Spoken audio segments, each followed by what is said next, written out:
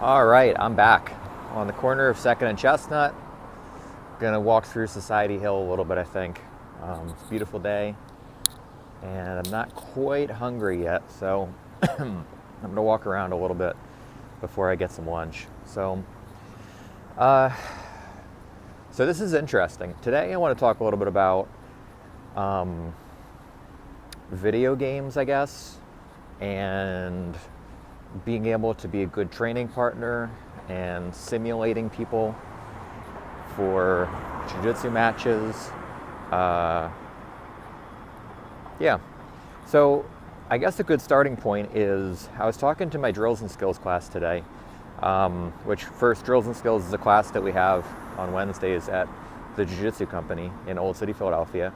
This is my advertisement, where basically we have the students pick a project that they want to work on, and then I take them through a series of, a training session that helps them improve that project.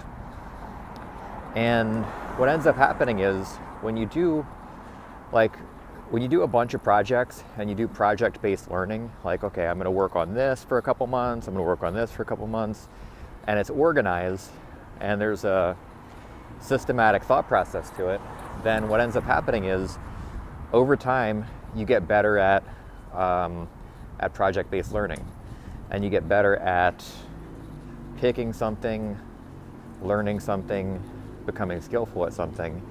And what I mean by better is that you're able to do that more quickly.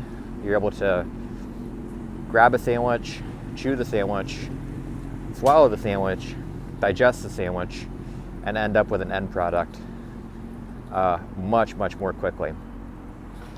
And so this is something that I can't remember where. I was listening to an interview about dance where they talked about this, where they were talking about how, in the beginning, a lot of dancers really struggle to learn choreography because it's like a series of moves that have to be done in connection to the music at a certain pace and rhythm and whatever, right? Dance.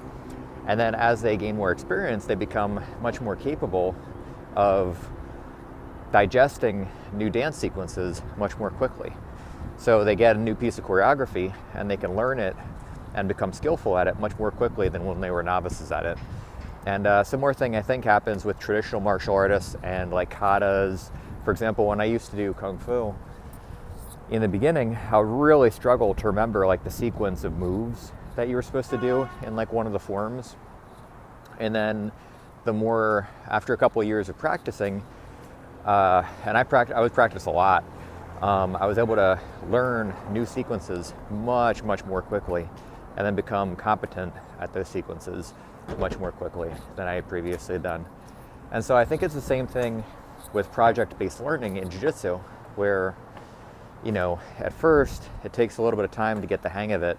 And then as you go through your first, second, third, fourth, fifth, etc. project, you start becoming better and better and better at quickly learning and becoming skillful at those things. That makes sense, right? So then what ends up happening is you have people who can quickly learn new things and become reasonably competent at those things. And then you have the other side of it, right? So if I'm doing a project, and to become skillful at that project, I need my training partners to be able to do certain things to challenge me, to help me become more skillful. For example, if I'm doing a single leg project on finishing a single leg takedown, and I need my training partners to be able to whizzer and sprawl, head push and pull their leg free, Kimura trap, guillotine, sacrifice throw.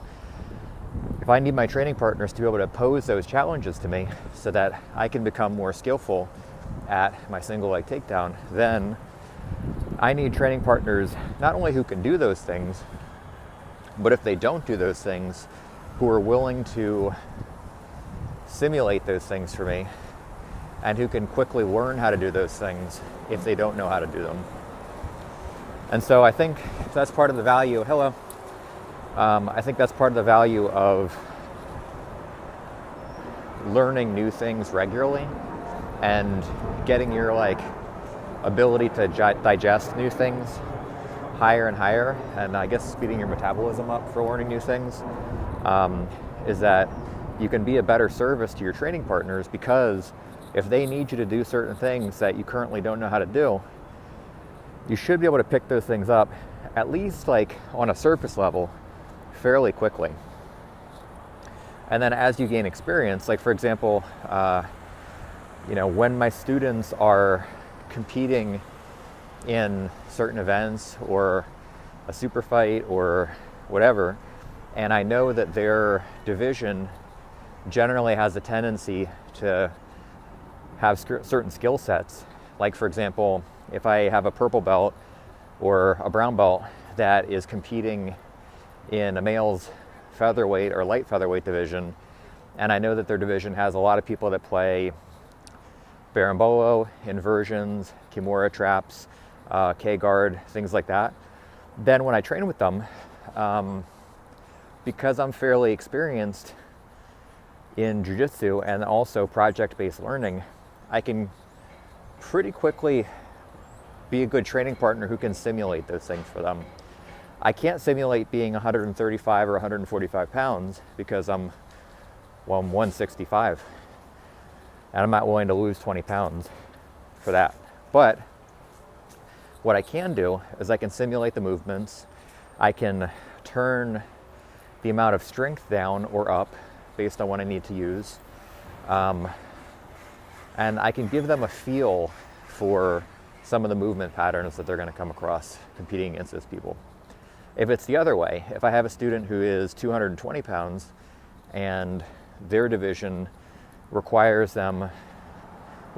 certain skill sets from them, again, I'm not tall, I'm 165 pounds, so I cannot simulate somebody who is 6'2", 230 pounds.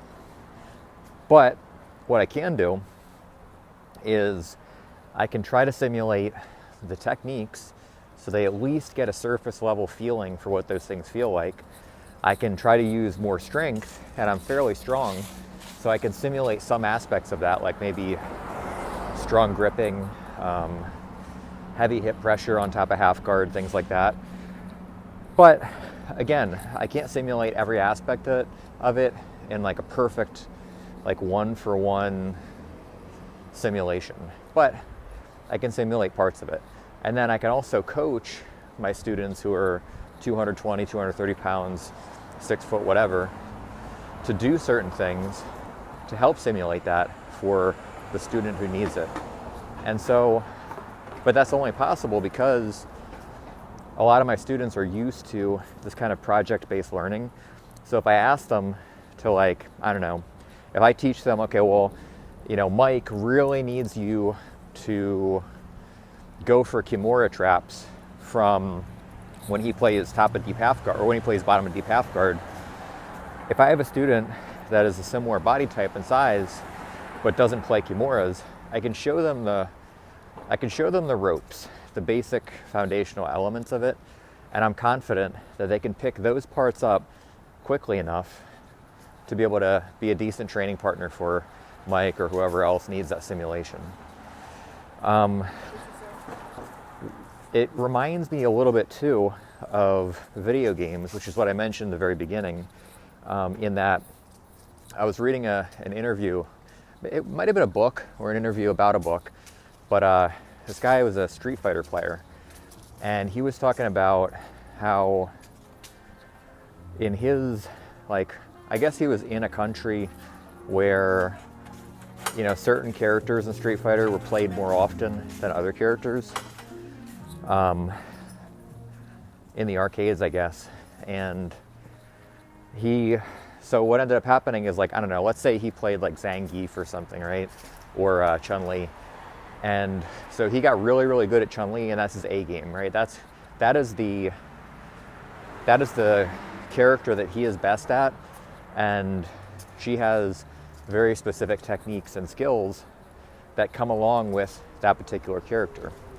And so for this guy, he got good at that, and he was used to playing against people who might have played like Dalsum or Zangief, but maybe not Ken or Ryu, right?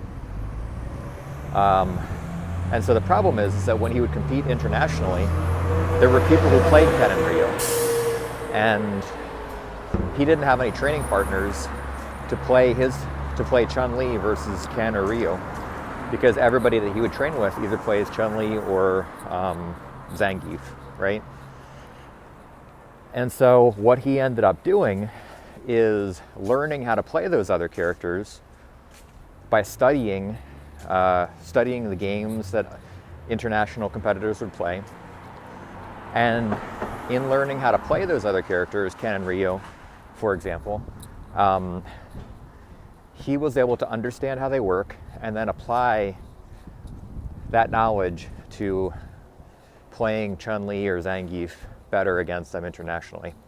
From a jiu-jitsu perspective, that's kind of something that, I can't remember if I talked about this before or not, but that's something that I came across a while ago, where I didn't really have any training partners that were able to simulate featherweight, berimbolo, spider, or lasso guard players in high level, like at any high level. So when I would compete in, like, for example, Worlds at brown belt, and my whole division was basically those guys, it was very hard for me to prepare for those people because I didn't have anybody that I could play with that could simulate them. So then the solution was similar to the video game guy, in that I tried to learn how to play berimbolo, how to play spider, how to play lasso guards. And then as an instructor, I have the luxury of, I understand how they work a little bit better now too, which is helpful, but I also have the luxury of being able to teach people how to do those things. And then on the training floor that I'm at now, which is my own school, a lot of my students have taken those, like the seeds of those positions that I planted, and run with them. And some of them are getting quite good at those positions, which is really nice, because now I have training partners that can simulate a good level of berimbolo, leg lasso, or lasso, and spider guard. And so, if I were to compete against people who play those things, I have training partners who can help prepare me for them. And so it's kind of a similar situation as the video game thing that the guy was talking about. Maybe if he didn't have anybody that he could play, that played Ken or Ryu in his area, maybe he could learn how to play Ken or Ryu and then teach people how to play those characters. And then, he'll have people who can simulate those characters for him, which will help him compete internationally, because that's what he's going to come across. So just some food for thought with that. And that ties into the dance thing that I was talking about, because let's say I do need to get ready for a tournament where most of the people in my division are berimbolo players, and all my training partners are half guard players, and none of them play berimbolo. Because my students and my training partners are used to learning new information and building systems out of that information and then training it in a very specific way, and they're getting better at picking those skills up quickly, like digesting new information and becoming skillful at that information. I feel pretty confident that if I really needed somebody to play berimbolo and I didn't have anybody, that I could probably have people who could simulate it well enough to help me prepare, at least on a surface level, within a couple months, which is great. They could play those Ken or Ryu characters for me, and I could do the same for them. So if they were to need somebody who, I don't know, could simulate a competent wrestler who did a lot of like low single legs, which is not something that I really do, then I think that I could get good enough at that particular skill set in a short amount of time to at least give them a feel for what they're going to come across. And so it's kind of a cool thing to talk about. And it's very interesting because I don't think people realize how important it is to be able to recreate the specific challenges that people are going to come across, and like how what value that has for training. Like, I think a lot of the time, I've heard a lot of people talk about, like, if you're going to get good at jiu-jitsu, you know, you got to train with all black belts, right? If you want to be competitive, you got to train with all black belts and, you know, have hard training with black belts. And I think there are certain things that come along with that are very beneficial for competing, and that you will build certain skill sets with that thought process. But I think that one of the problems with that is that, for example, like, I've trained with a lot of really, really good black belts who are good in certain areas and not good in other areas. So I could spend all day having hard scraps with, you know, very, very good black belts who are good at, I don't know, MMA jiu-jitsu, right? Wrestling, scrambling, certain types of guard positions, getting back to their feet. But they might not ever play De La Riva or Berimbolo. And so in those areas, they're of limited value to me because I'm used to scrapping, I'm used to wrestling, I'm used to getting back to my feet, but they're not helping me get used to Berimbolo. And so I think that old thing of, like, you know, you got to train with all black belts, got to have super hard training. I think that it's important to put that in perspective and think about, like, okay, well, what exactly does that mean? So clarify, like, okay, well, what exactly do you develop by training hard consistently with athletic black belts? And then look at the individual black belts that you're training with. What specifically am I getting good at by training with these particular people? What are they good at? What am I good at? What am I not good at? What are they not good at? And then how is the training structured in such a way that will help me build skill in these skill sets? So I guess what I'm saying is that it's real helpful if you make an assertion like that to clarify exactly what you mean, what you think is happening in that training. And then when you start looking at that stuff, you realize, well, for example, I have a blue belt student who is very, very good at high crotches and single legs. And he is not good at butterfly guard. So when I train with him, even if we're going super hard, if I'm on top of his butterfly guard, he is not skillful enough to challenge my skill set yet. So I'll get limited training value out of that training session. If I go with him from the feet and I'm working specifically high crotch and single leg defense, well, he is a skill level above mine, which can challenge my skill set and will help me improve in that particular thing. So even though he's a blue belt overall at jiu-jitsu, I could train with him, and in that particular area, he is a black belt. In butterfly guard, he is a blue belt, or in some cases a white belt. In bottom of half guard, he might be a purple belt. So it's not that, it's not that there's one belt that covers everything. It's that it's position by position, skill by skill, and you're looking to find the skill set that is maybe a reachable level above yours that can help pull you up to the next level. And that doesn't really have that much to do with overall belt level. That has more to do with skill on a position by position and situation by situation basis.